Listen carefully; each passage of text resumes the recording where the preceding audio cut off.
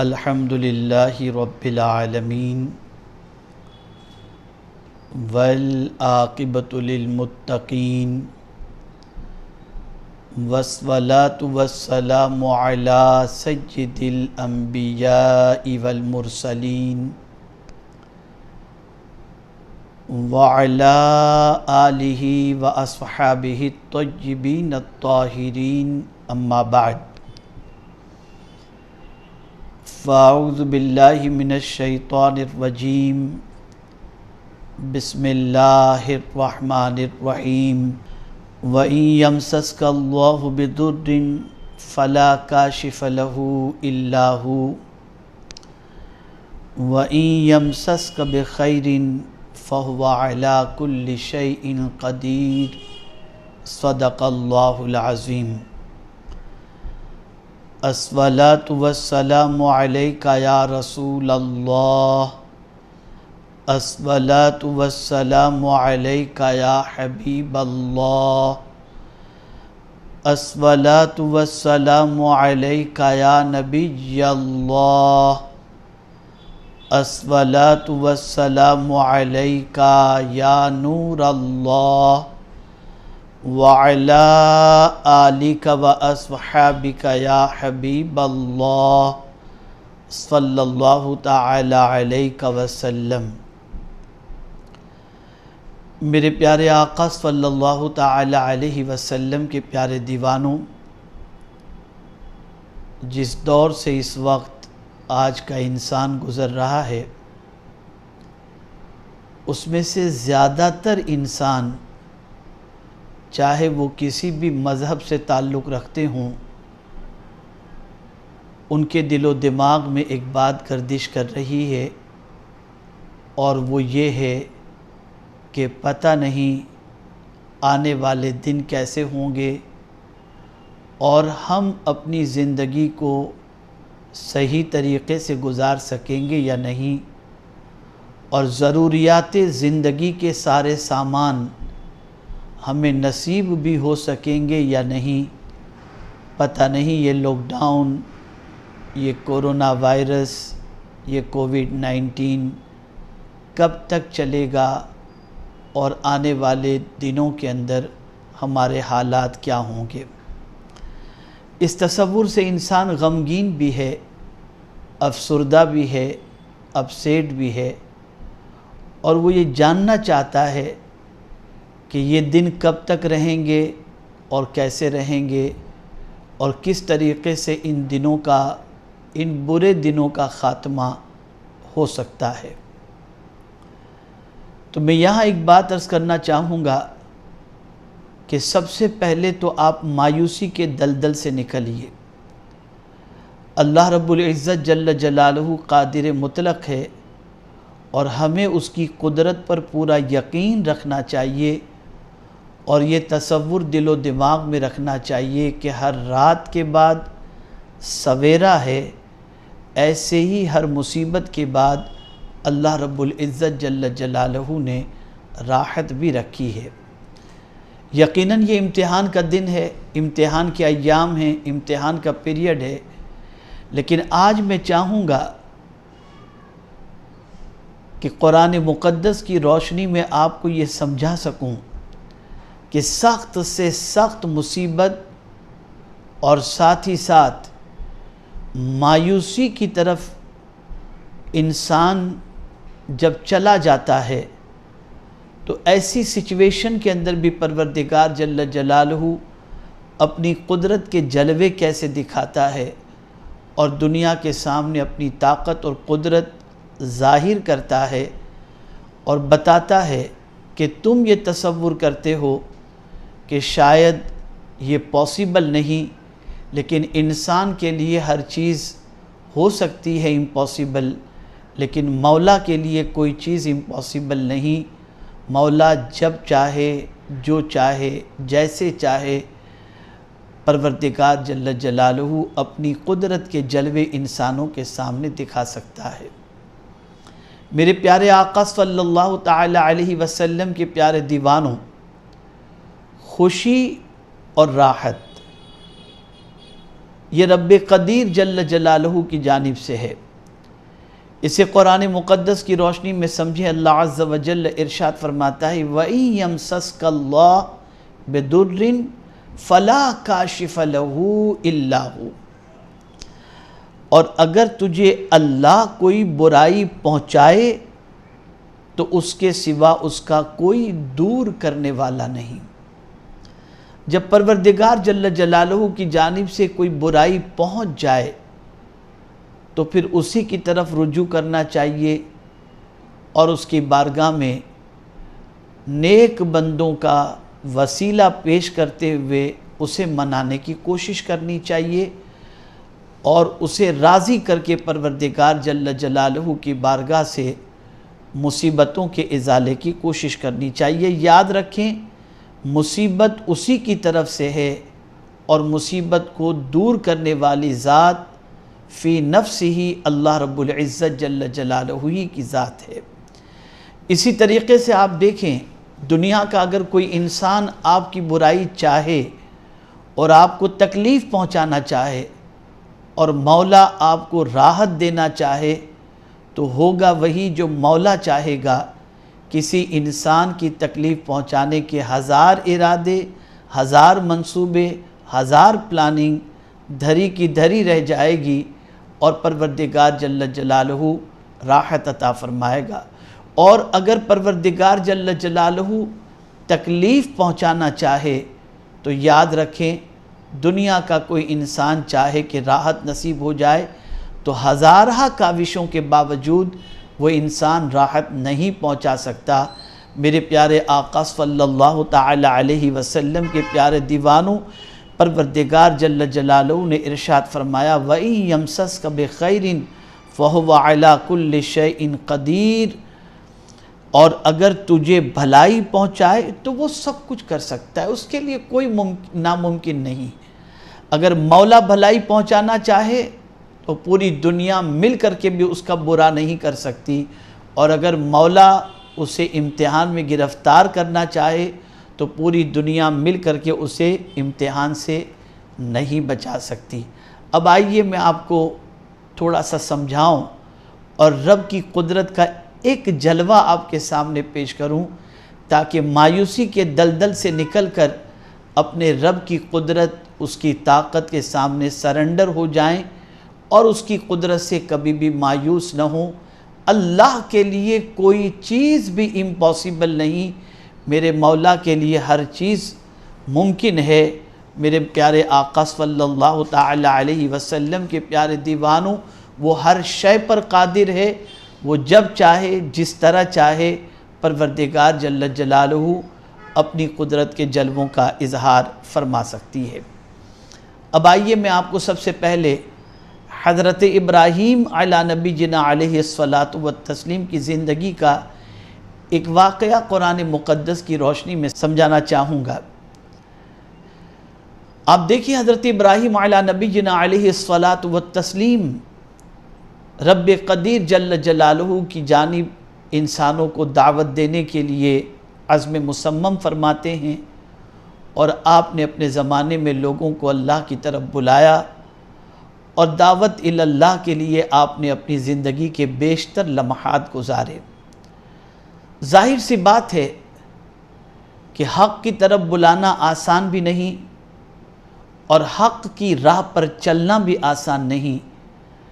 حضرت ابراہیم علی نبینا علیہ الصلاۃ والتسلیم نے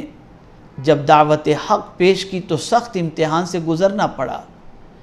یہاں تک کہ ایک سخت امتحان اس طریقے سے بھی آیا کہ میرے پیارے آقا صلی اللہ تعالی علیہ وسلم کے پیارے دیوانوں، حضرت ابراہیم خلیل اللہ علیہ الصلاۃ والتسلیم کو آگ میں ڈالے جانے کا منصوبہ تیار کیا گیا۔ اب آپ سوچیں کہ حضرت ابراہیم خلیل اللہ ہیں، جن کی شان میں پروردگار نے خود فرمایا وَاتَّخَذَ اللَّهُ إِبْرَاهِيمَ خَلِيلًا، اور حج کے جتنے بھی ارکان آپ کو نظر آتے ہیں اس میں مرکزی کردار اگر آپ کو سب سے زیادہ کسی کا نظر آئے گا تو وہ حضرت ابراہیم علی نبینا علیہ الصلاۃ والتسلیم کا ہی۔ لیکن آپ دیکھیں اس خلیل کو، اس سچے پیغمبر کو نمرود نے آگ میں ڈالنے کا پلان تیار کیا،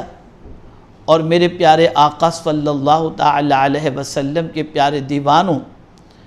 وہ آگ کس طریقے سے تیار کی گئی اور کیسی تھی، تو اس کے بارے میں میرے پیارے آقا صلی اللہ علیہ وسلم کے پیارے دیوانوں تفسیر کبیر کے اندر موجود ہے کہ جو 4 دیواری جس کے اندر آگ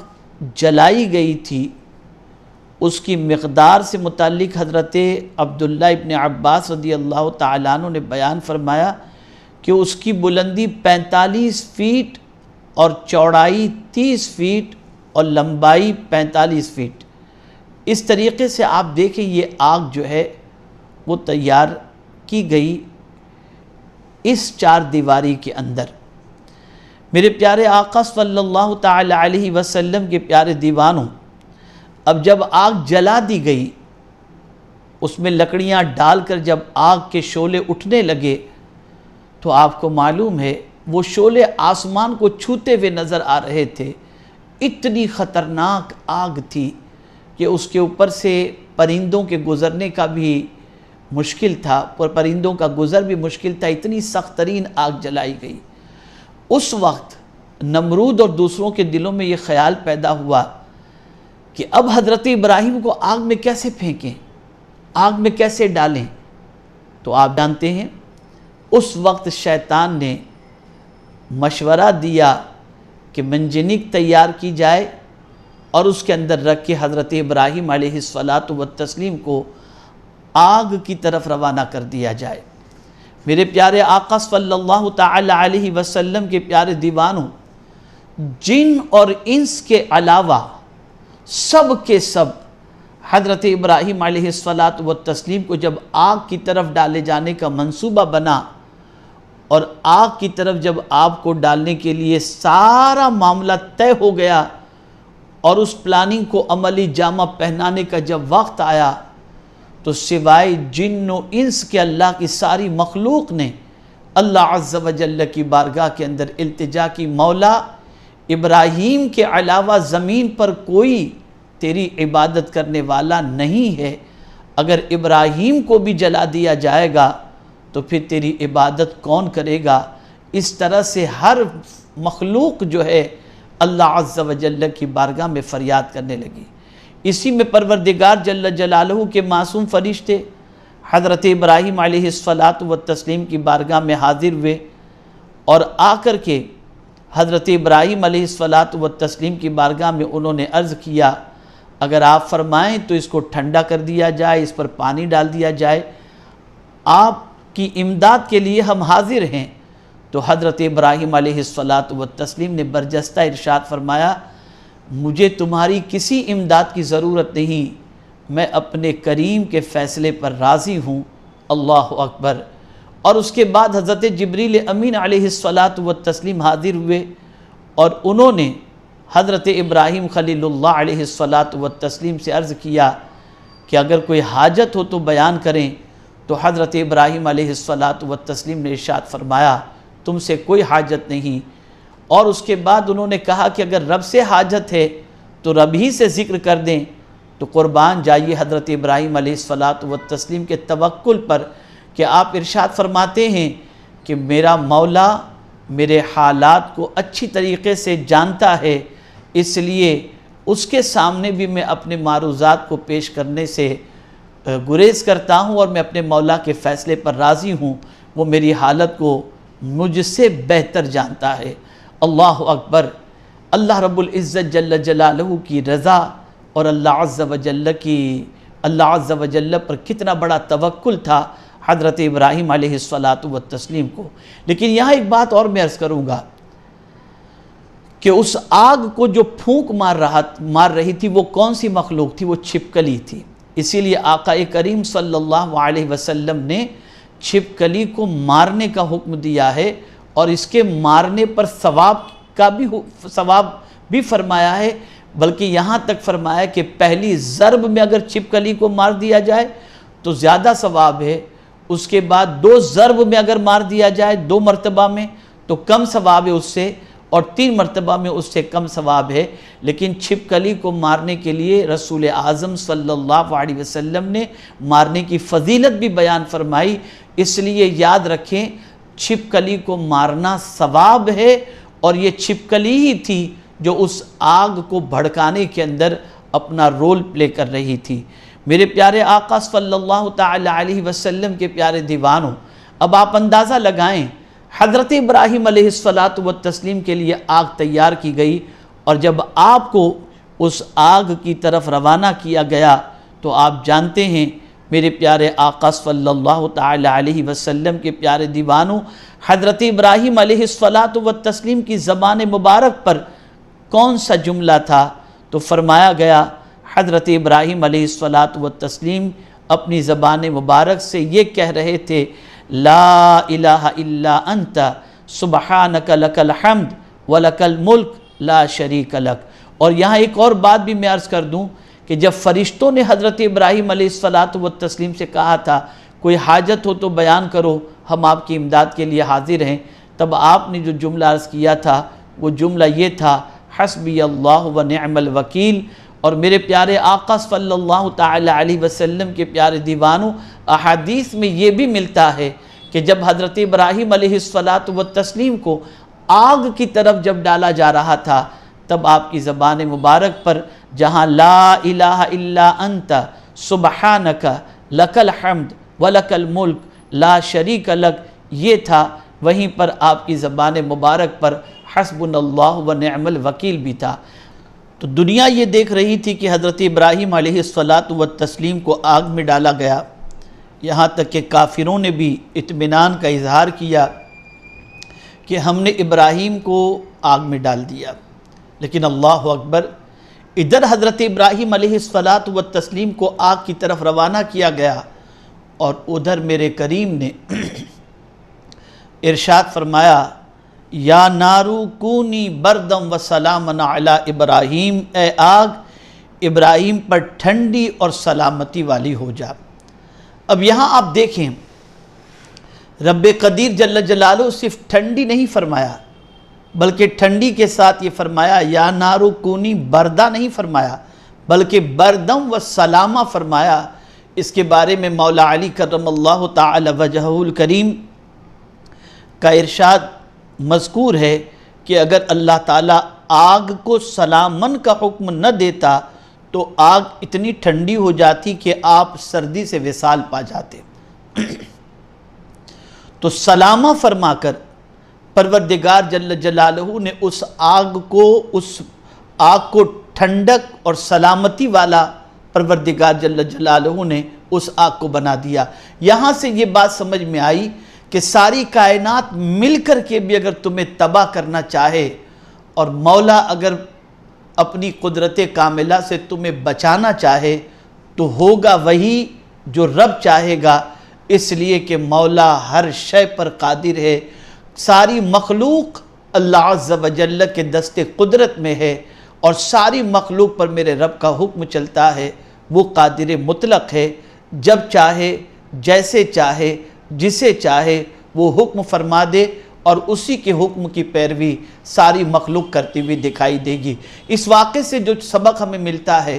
وہ یہ ہے کہ دنیا نے منصوبہ بنا لیا تھا، کافروں نے پلاننگ کر لی تھی حضرت ابراہیم علیہ السلام کو آگ میں ڈال کر شہید کر دینے کی، لیکن میرے کریم نے فیصلہ فرما لیا تھا کہ ابراہیم علیہ السلام کو زندہ رہنا ہے، تو پروردگار جل جلالہ نے اس آگ کو باغ میں بدل دیا۔ ایسے ہی ہمیشہ کے لیے یہ بات ذہن میں رکھیں، حالات کتنے ہی کشیدہ کیوں نہ ہو جائیں، بس یہ سمجھ لیں کہ مولا کے دست قدرت میں سب ہے۔ دنیا ہزار کچھ کہہ لے، لیکن اللہ عز و جل جو چاہے گا وہی ہوگا، اور جیسا چاہے گا ویسا ہی ہوگا۔ اس کے لیے کوئی بھی چیز امپاسبل نہیں ہے، ہر چیز اس کے لیے پاسبل ہے اور اس کے دست قدرت میں ہے۔ اسی طریقے سے آپ دیکھیں قرآن مقدس کی روشنی کے اندر میرے پیارے آقا صلی اللہ تعالی علیہ وسلم کے پیارے دیوانوں، قرآن مقدس میں حضرت مریم رضی اللہ تعالی عنہ کا ذکر بھی موجود ہے، اور حضرت مریم رضی اللہ تعالی عنہ سے متعلق قرآن مقدس میں رب قدیر جل جلالہ نے ارشاد فرمایا وَاذْكُرْ فِي الْكِتَابِ مَرْيَمَ إِذِ انْتَبَذَتْ مِنْ أَهْلِهَا مَكَانًا شَرْقِيًّا فَاتَّخَذَتْ مِنْ دُونِهِمْ حِجَابًا فَأَرْسَلْنَا إِلَيْهَا رُوحَنَا فَتَمَثَّلَ لَهَا بَشَرًا سَوِيًّا۔ بیان کیجئے کتاب میں مریم علیہ ابنہا وعلیہ السلام کا حال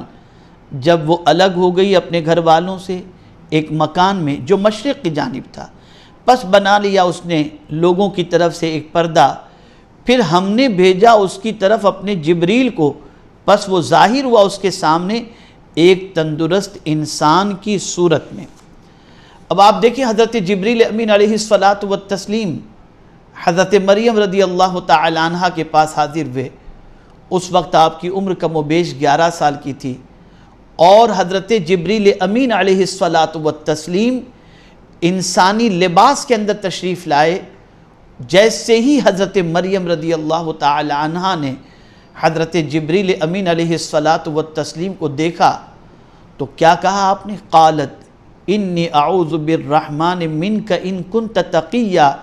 بولی میں تجھ سے رحمان کی پناہ مانگتی ہوں اگر تجھے ڈر ہے۔ اللہ اکبر۔ یہاں یہ بات سمجھ میں آئی کہ کوئی بھی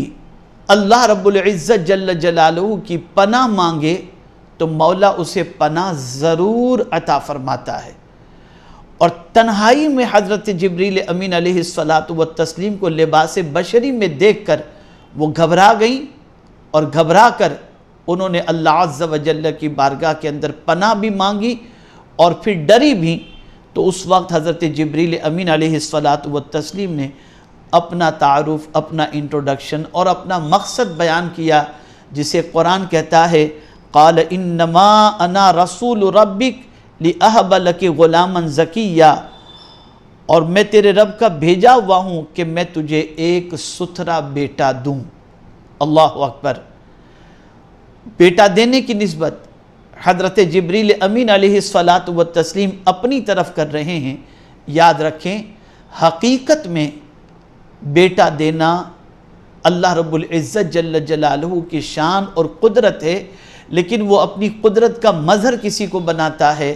اور اگر کوئی قدرت کا مظہر بن کر کے پہنچتا ہے تو یاد رکھیں پروردگار جل جلالہ نے اسے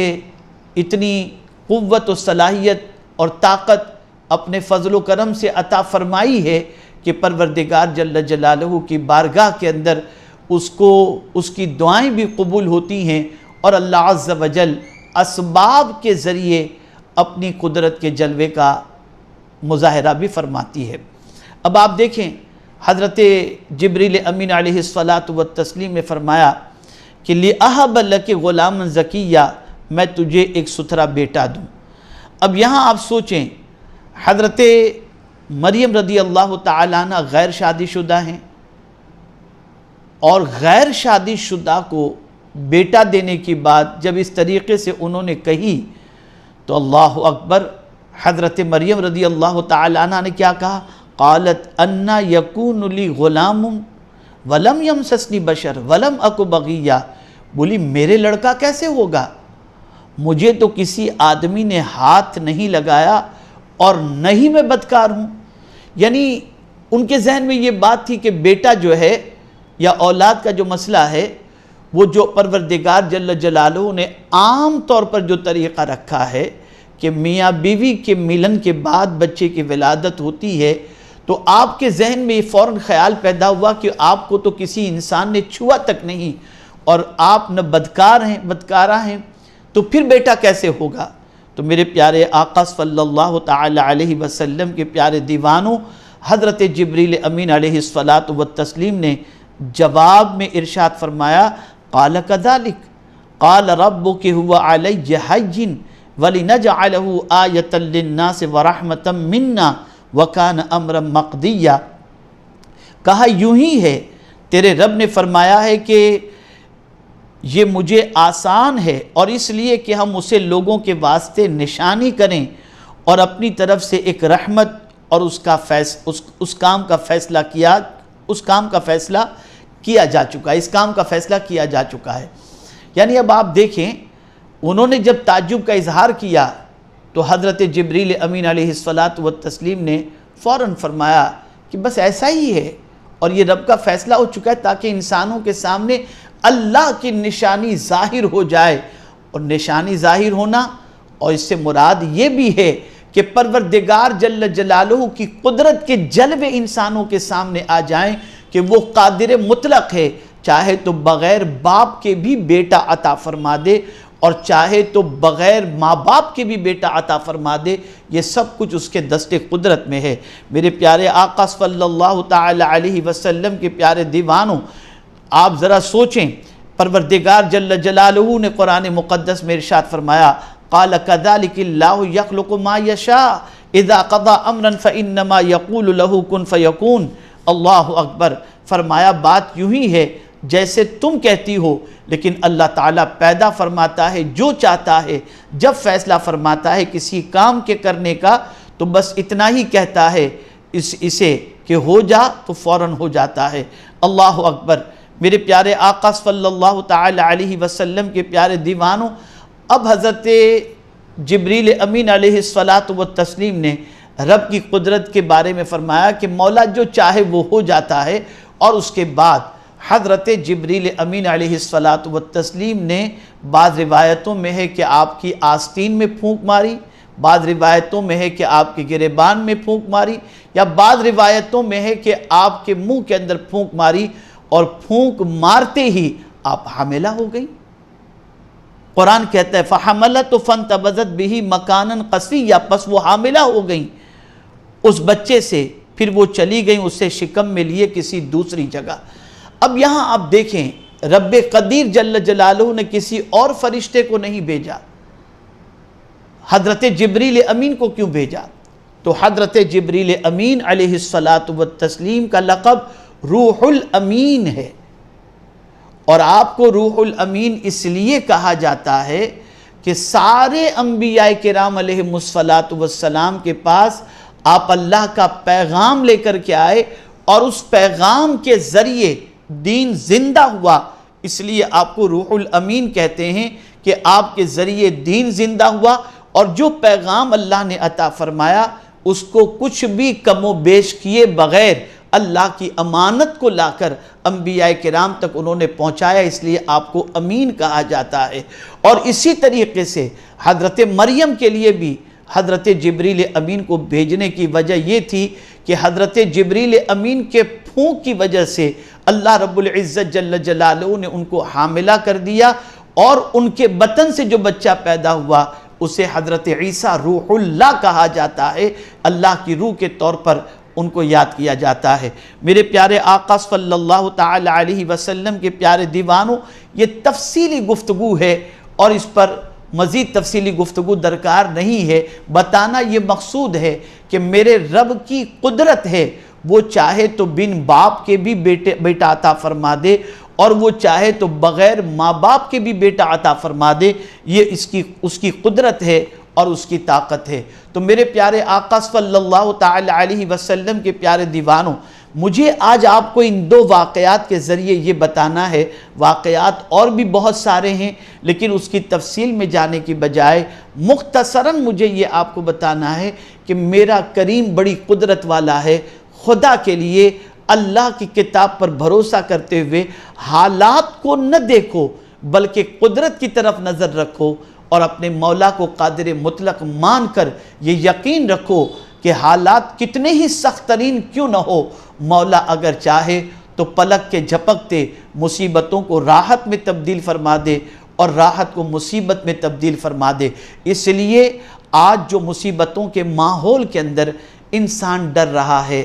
گھبرا رہا ہے، اور بہت سارے لوگ مایوسی کے شکار ہو کر خودکشی کر لیتے ہیں یا ڈپریشن کے شکار ہو جاتے ہیں، نہیں، اپنے رب پر کامل بھروسہ رکھو۔ آپ دیکھیں حضرت ابراہیم کے لیے میرے کریم نے آگ کو باغ میں تبدیل فرما دیا، حضرت مریم کی گود کے اندر حضرت عیسیٰ روح اللہ کو پروردگار نے عطا فرمایا، اور پھر اسی کے ساتھ ساتھ آپ دیکھیں حضرت مریم رضی اللہ تعالی عنہ کے ہاں جب بچے کی ولادت ہوئی تو لوگوں نے شور مچانا شروع کیا، آئے اور آ کر کے حضرت مریم رضی اللہ تعالیٰ عنہ کو بہت کچھ انہوں نے کہنا شروع کیا، لیکن اللہ اکبر، پروردگار جل جلالہ کی جانب سے انہیں یہ حکم مل چکا تھا کہ تمہیں کچھ جواب نہیں دینا، تمہیں اس بچے کی طرف صرف اشارہ کر دینا ہے۔ اللہ اکبر، جب لوگوں نے کہا کہ مریم، نہ تمہارے آبا و اجداد ایسے تھے اور نہ تمہارے یہاں کوئی اس طریقے کا تھا، آخر یہ بچہ آیا کہاں سے؟ اس طریقے سے غلط جملے جب انہوں نے استعمال کرنے شروع کیے تو رب کے فرمان کے مطابق اللہ اکبر، حضرت مریم رضی اللہ تعالی عنہ نے اس ننھے سے بچے کی طرف اشارہ کیا۔ قرآن کہتا ہے فَأَشَارَتْ إِلَيْهِ کہ مجھ سے نہ پوچھو کہ یہ بچہ کہاں سے آیا، اسی بچے کی طرف اشارہ کیا تو آپ جانتے ہیں انہوں نے کہا قالوا کیف نکلم من کان فی المہد صبیا، یہ کیسے گفتگو کر سکیں گے جو ابھی گود کے ابھی جھولے کے اندر ہیں، ننھے سے ہیں، چھوٹے سے ہیں، دودھ پیتے ہیں، یہ بھلا کیسے کلام کر سکیں گے؟ لیکن اللہ اکبر، میرے رب کی قدرت دیکھو، وہ ننھے سے حضرت عیسیٰ علیہ السلام نے جھولے کے اندر اس طریقے سے کلام فرمایا، قال انا عبد اللہ آتانی الکتاب وجعلنی نبیا، قال انی عبد اللہ۔ حضرت عیسیٰ علیہ السلام نے فرمایا میں اللہ کا بندہ ہوں، مجھے اللہ نے نبی بنایا ہے اور مجھے کتاب عطا فرمائی ہے۔ آپ اندازہ لگائیں، حضرت عیسیٰ علیہ السلام نے بچپنے کے اندر ننھی سی عمر میں بولنا شروع کر دیا، تو رب یہاں بھی اپنی قدرت کے جلوے دکھا رہا ہے کہ میں اگر چاہوں تو ننھے سے بچے کو قوت گویائی عطا کر دوں، یہ میری قدرت ہے، میری طاقت ہے۔ تو اے رسول اعظم صلی اللہ تعالی علیہ وسلم کے دیوانوں، یہاں سے یہ بات سمجھ میں آئی کہ اللہ کے لیے کوئی چیز امپاسبل نہیں، اور مسلمانوں کو ہمیشہ اپنے رب پر کامل بھروسہ رکھنا چاہیے اور اپنے رب کی قدرت کے سامنے سرنڈر ہونا چاہیے۔ وہ قادر مطلق ہے، ہر مصیبت کو، ہر پریشانی کو، ہر غم کو، ہر تکلیف کو، ہر آلام کو پلک کے جھپکتے دور فرما دے، اس کے لیے کوئی چیز امپاسبل نہیں۔ اس لیے ہمیں مایوسی میں نہیں رہنا ہے۔ آج جو حالات ہمیں نظر آ رہے ہیں، یاد رکھیں ان حالات کو چھانٹنا اور ان حالات کو ختم کرنا یہ رب کے لیے کوئی ناممکن نہیں۔ آپ سوچتے ہیں کب کووڈ-19 کی دوائیں آئے گی، کب میڈیسن آئے گی، کب یہ پریشانیاں دور ہوں گی؟ تو میں آپ کو اتنی سی بات عرض کر دوں کہ یاد رکھیں میرا مولا چاہے تو پلک کے جھپکتے بیماری کو ختم فرما دے، اور میرا مولا بہت چھوٹی سی چیز کے اندر بھی شفا عطا فرما دے۔ تو اے رسول اعظم صلی اللہ علیہ وسلم کے دیوانوں اور اے انسانوں، خاص طور پر ذہن میں رکھو، اپنے رب کی قدرت پر یقین رکھو اور مایوسی کے دلدل سے باہر نکل کر اللہ کی قدرت کاملہ پر بھروسہ رکھتے ہوئے اللہ عز و جل سے مدد طلب کرو اور اللہ عز و جل کی بارگاہ میں سرنڈر ہو جاؤ۔ اس کی بارگاہ سے مایوس ہونا یہ انسان کو زیب نہیں دیتا، یہ مسلمانوں کو زیب نہیں دیتا۔ آپ دیکھیں میرے پیارے آقا صلی اللہ تعالی علیہ وسلم کے پیارے دیوانوں، اس نے اپنی قدرت کا ایک چھوٹا سا جلوہ دکھایا کہ انسان نے کبھی سوچا بھی نہیں تھا کہ پوری دنیا اس طرح سے اسٹک ہو جائے گی، لیکن مولا نے چاہا کہ رک جائے دنیا تو رک گئی، مولا نے چاہا چلے یہ دنیا تو چل پڑے گی۔ تو میرے پیارے آقا صلی اللہ علیہ وسلم کے پیارے دیوانوں، اس کی قدرت پر بھروسہ رکھیں۔ اور میں نے قدرت کے ایک جلوے صرف آپ کے سامنے پیش کیے ہیں قرآن کی روشنی میں، ورنہ قرآن مقدس کی کئی آیتیں اور کئی واقعات اس کے قدرت کے مزید جلوے بکھیرتی ہوئی نظر آتی ہیں، اور میں یہ نہیں چاہتا کہ اور مزید تفصیل کے اندر جاؤں تاکہ آپ کو سننے میں آپ کے لیے بار محسوس ہو۔ انہی کلمات پر میں اپنی گفتگو کو ختم کرتا ہوں اور آپ سے گزارش کرتا ہوں مایوس کبھی نہ ہوں۔ مصیبت بڑی نہیں، اللہ بڑا ہے، پریشانی بڑی نہیں، اللہ بڑا ہے، اور اس کے لیے کوئی چیز ناممکن نہیں، ہر چیز اس کے لیے ممکن ہے۔ اللہ تعالیٰ آقا کریم صلی اللہ علیہ وسلم کے صدقہ و طفیل ہم سب کو اپنے رب کی قدرت پر کامل یقین رکھنے کی توفیق نصیب فرمائے اور اپنے رب پر کامل بھروسہ رکھنے کی توفیق نصیب فرمائے، اور پروردگار اچھوں کے تصدق، مصیبتوں کو دور فرمائے، پریشانیوں کو دور فرمائے، تکالیف کو دور فرمائے، اور سب کو راحت کی زندگی نصیب فرمائے۔ وما علینا الا البلاغ المبین۔ السلام علیکم ورحمۃ اللہ وبرکاتہ۔